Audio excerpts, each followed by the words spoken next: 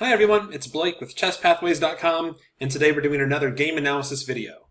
As always, if you want your chess games analyzed, just come on over to ChessPathways.com. Sign up today, it's completely free. I've been looking at the games of a lot of our members recently and helping them get better. This was a game by KBrown, chess.com username, and he won this game. I usually don't look at the games that players won, just because I feel like there's a lot more to be learned from games that you lost or struggled with. But he had some really detailed annotations, some big questions he had about this game, so I was happy to take a look at this game. So let's get to it. He was white and opened with d4. His opponent played d6. And here he made a very interesting comment right off the bat. He says he usually plays e4 here because he's fine playing against the Peer's defense after knight f6. But he said he thinks this is what his opponent is hoping for. He wanted to do something different and played c4 instead. So this might very well be what your opponent's hoping for. It's very likely that they're comfortable with the Peer's defense. If they played d6 here, they probably play d6 against e4 and d4. But that doesn't mean you have to avoid it. I mean, white gets an advantage in the Peer's defense if white plays well. If you're happy playing the white side of the Peer's defense, there's no real reason to avoid that. I'm guessing you wouldn't avoid it if you opened with e4 and they played d6. You would go to the Peer's defense there. You would play d4. So I'm just curious why you would go out of your way to avoid the Peer's defense. Nonetheless, c4 is a fine move, but I'm just wondering if you are comfortable in this position, if this is a position you've played before. It's always better to stick with what you know if you're more comfortable in the lines after e4. Anyway, let's keep going. So your opponent played c6. Here you say you were happy to see this. Yeah, to my knowledge, this is not a popular move here, c6 and d6 on moves 1 and 2.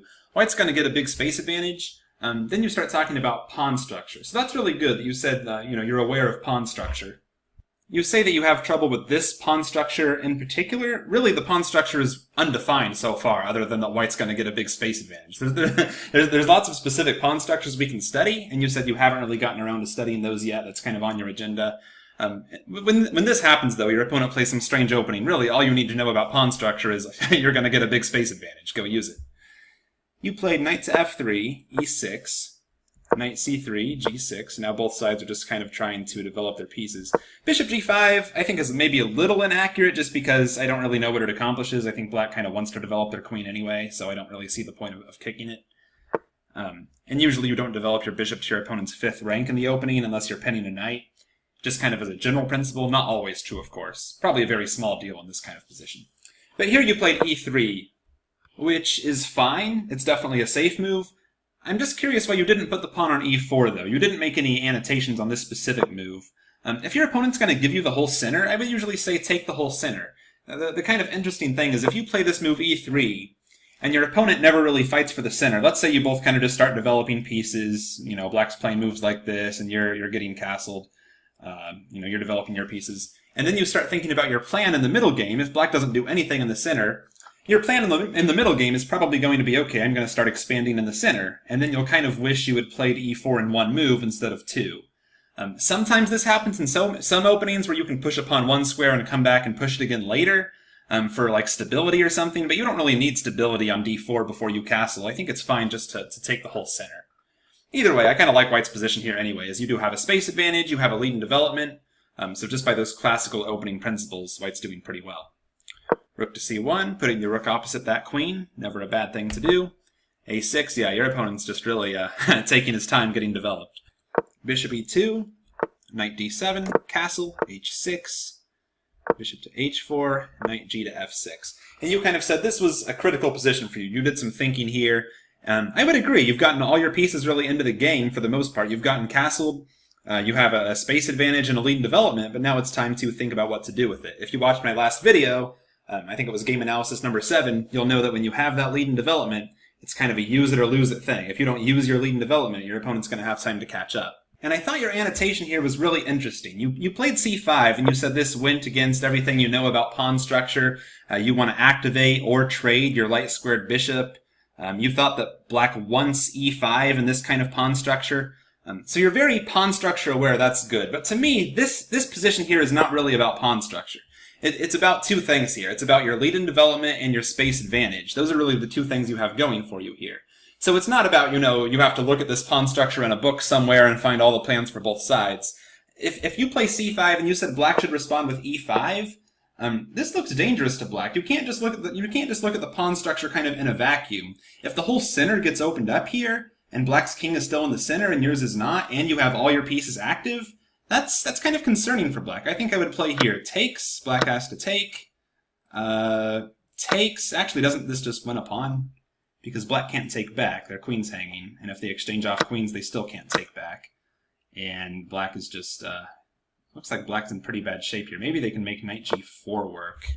But it looks like here white can maintain the initiative here and actually get a big advantage. You can play knight d4, and again, black's one move away from castling, but you're just in time to create a bunch of threats in the meantime.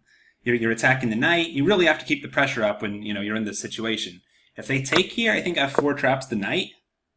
And if they take the other way, now they have trouble with their uncastled king here on this d8 square, and I think knight b5 is very strong, threatening checkmate and threatening knight c7, knight d6, all kinds of ideas, in addition to harassing these knights some more later.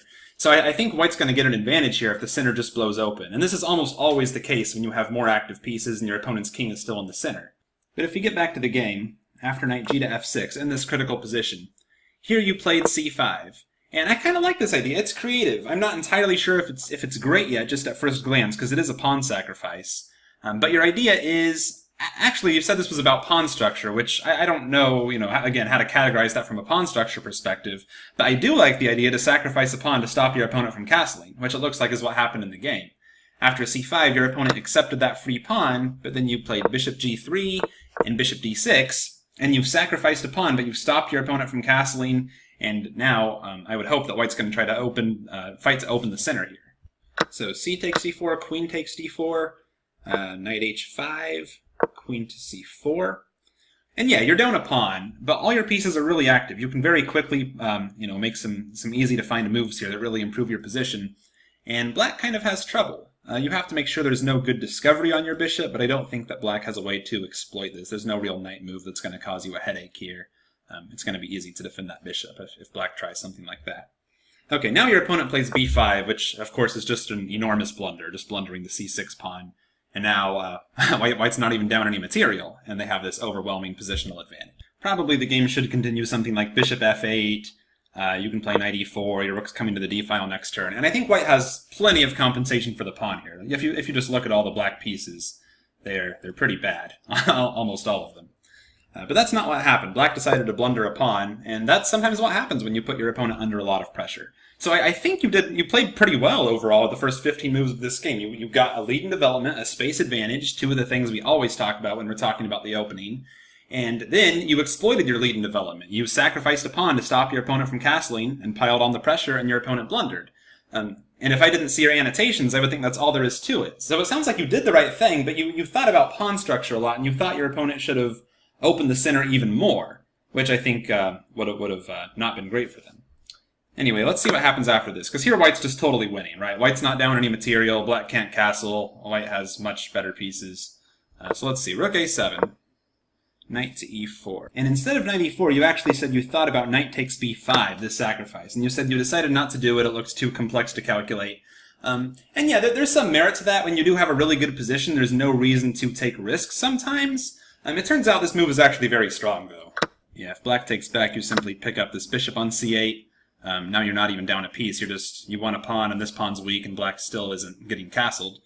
So I'm not sure what you were actually afraid of with knight takes b5. I'm guessing you were afraid of like some in-between move here with bishop to b7. But now you just save your knight. Now you can play knight c7, save your queen next turn. So either way, it looks like you're coming out a pawn ahead. At the very best. Actually here, what am I talking about? Black has to take that knight, and you just win. So there's no bishop b7 in between move. Yeah, here the king can't even move. So, yeah, I'm not sure what actually black could do or what scared you about knight takes b5. There is something to be said for being cautious and safe when you have an advantage, but two things kind of steer me away from that here. One is that your advantage primarily is in piece activity and lead in development, and these are temporary advantages, right? It's not like you're up a piece here where you can just calmly, take your time and convert it, take no risks. If you don't use this advantage, you are going to lose it. I think your advantage persists without finding knight takes b5, but because your advantage is of a temporary nature, it is important to always kind of stay persistent in trying to find ways to exploit it. And secondly, you said you saw knight takes b5. You said it was too complicated for you, but did you really even try to find a move here that really scared you about it? You said you found knight takes b5. I'm guessing you saw the idea here, that you have the discovered attack on the bishop. Did you find a move that scared you about it, or did you just quickly dismiss it and say, that's too complicated for me, I don't want to mess up? If you tried to find a move here for black that scared you and you couldn't refute it, and it looked like the complications were too much, that's understandable. But what I'd like you to do is at least try to find a move that refutes your idea for your opponent. And if you can't find any move of theirs that's good here, then there's no reason not to play your idea. Black really has no way to refute knight takes b5. I don't even see a move here that would scare me. All the moves I'm finding can be refuted with some very brief calculations. So just don't give up on an idea too easy, is I guess the moral there, even when you do have an advantage. Anyway, you played knight to e4. Yeah, your opponent played bishop takes b2. Yeah, that's not a good move, because they're going to give up the 2 pieces for the rook. And usually in the middle game, the 2 pieces are better than the rook. And you said here it took you a while to figure out what to do. I'm not entirely sure what other option there is other than taking the 2 pieces for the rook. If you just retreat the queen, you're just going to be down the exchange, right? So this seems very natural. Rook takes. And yeah, white is completely winning here. Knight h to f6.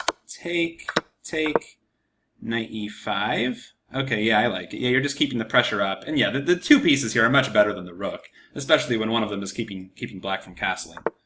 Rook a8, and you mentioned that this fails tactically because you have queen c6, knight d7, takes, and the rook falls. Yeah, and really black has no improvement on that, I don't believe.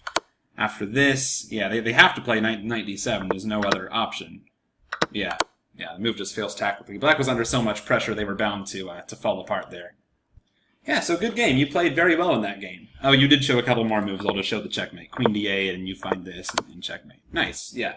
Yeah, you played really well this game. Your opponent played kind of a strange, really poor opening choice where they just let you take every opening advantage that was possible to grab, and I really like your pawn sacrifice to exploit that. I would say the big lessons here are try not to think too statically, if that makes sense. It sounds like pawn structure is really a big thing you're working on, but remember in the opening, 2 of the biggest things are more active pieces, the lead in development, and the space advantage. And that kind of supersedes, considerations about pawn structure. It is important to study pawn structure, but to me, this game wasn't at all about pawn structure. It was about black falling behind in development, black giving up a space advantage, and white exploiting that.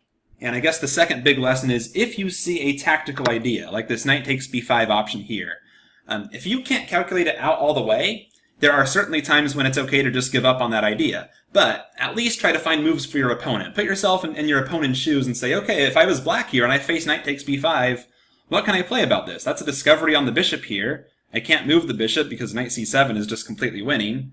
If I take the knight, I'm just down material. If I don't take the knight, white just want a pawn for free. There's no way to refute the idea. So just try to put some effort into, again, putting yourself in your opponent's shoes, what I always preach, and trying to refute your idea. And if you see there's no refutation to your idea, you can feel a lot more comfortable playing it instead of just saying, oh, that's a tactic, that scares me, what if I miscalculated, and not really trusting your calculation. So, great game, thanks for showing it, and I'll see you all again soon.